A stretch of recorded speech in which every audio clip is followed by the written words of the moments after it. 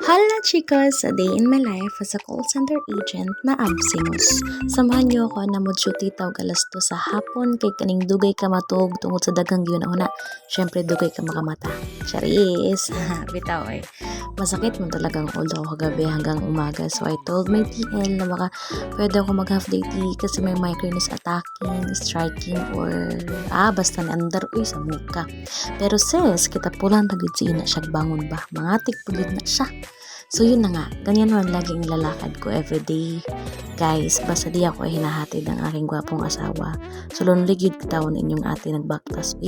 Wawak man na bibi iton.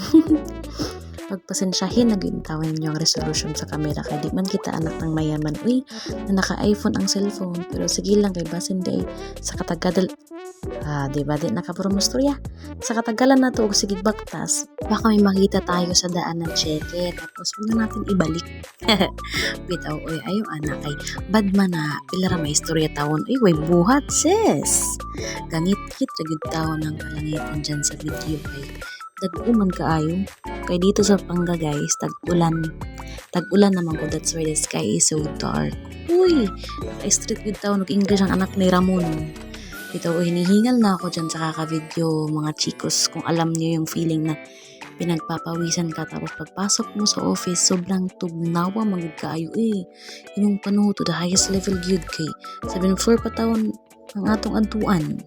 So, gi-adjust ko na ang speed sa akong video diri kay bao kabalo unsay akong itapik aning voice over na murag vlog na dili.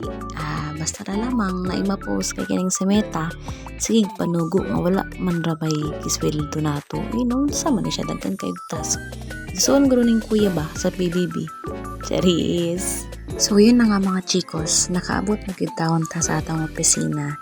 Then, kanigid ang always sa part na inig magdali-dali ka, samot ka kadugay, kay hindi mo man alam kung saan ang bubukas dyan, Nya, bali-bali pagod ang elevator diha, magkalibat-libat imong mata og siglingi tawon, pero thank you Lord na nakaabot ko og safety sa akong workplace. And yeah, hope you enjoy my short video guys.